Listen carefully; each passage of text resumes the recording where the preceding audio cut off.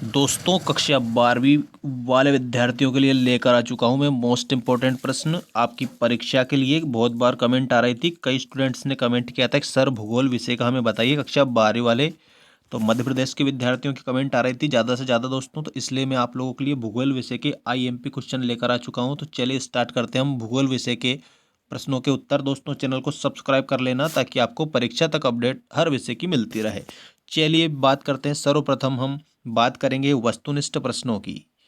तो आप लोगों के जो वस्तुनिष्ठ प्रश्न है वो पहला प्रश्न इस प्रकार है, देख सकते हैं आप, निम्नलिखित में से कौन सा मानव भूगोल का उपागम नहीं है।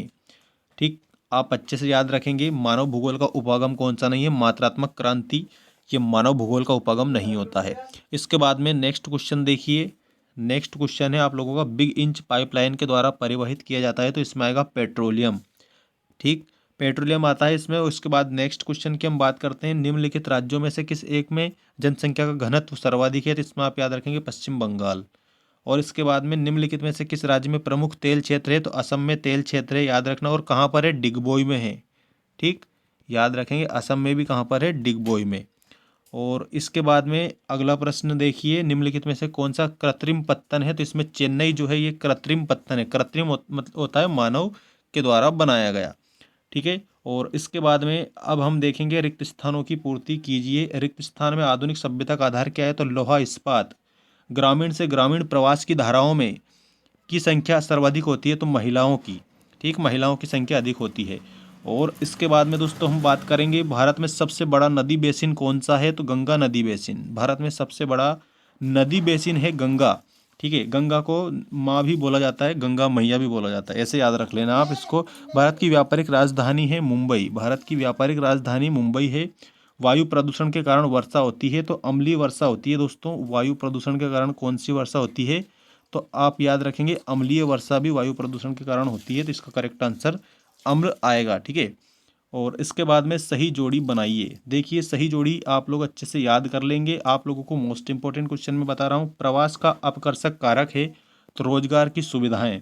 स्थानांतरीय कृषि, स्थानांतरित कृषि, इसमें आप लोगों को याद रखना है कर्तन एवं दहन कृषि, मतलब काट और जलाओ वाली।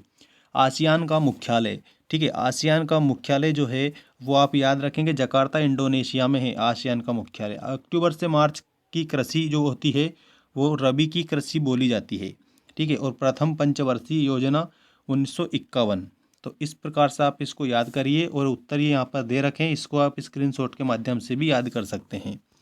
अब हम बात करेंगे नेक्स्ट आपके क्वेश्चन की, और जो नेक्स्ट क्वेश्चन है वो है आपका सत्य असत्य बताइए।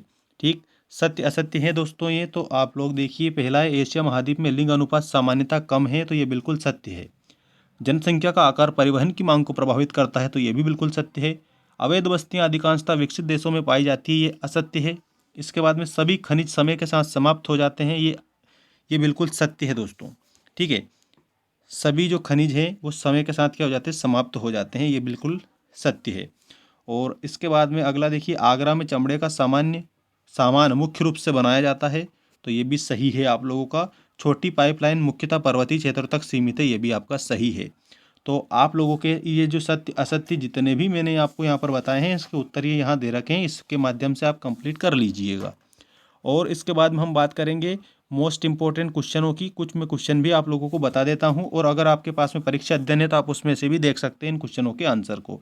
जनसंख्या के वितरण को प्रभावित करने वाले 3 भौगोलिक कारकों का उल्लेख कीजिए। ग्रामीण जनसंख्या और नगरीय जनसंख्या में अंतर स्पष्ट कीजिए। और इसके बाद में प्राथमिक क्रियाएं कौन कौन सी होती है, प्राथमिक क्रिया की 3 विशेषताएं आपको बताना है। तृतीयक क्रियाकलापों को मुख्य रूप से कितने वर्गों में बांटा जा सकता है, ये भी आपको बता देना है। और साइबर स्पेस, ये मोस्ट इंपॉर्टेंट क्वेश्चन है, सबसे ज़्यादा मोस्ट इंपॉर्टेंट क्वेश्चन ये है दोस्तों, इसको अच्छे से याद रखिए आप। साइबर स्पेस मतलब इंटरनेट क्या है, इसके लाभों को आपको बताना है। और विश्व व्यापार संगठन के आधारभूत कार्य कौन कौन से हैं। विश्व व्यापार संगठन के बाद में बात करते हैं नेक्स्ट की, नगर अधिवासों के वर्गीकरण में कौन कौन सा आधार प्रमुख है, और भारतीय नगरों का प्रकारात्मक वर्गीकरण कीजिए। ठीक है, तो ये जो प्रश्न है ये आप इनको अच्छे से याद कर लीजिए।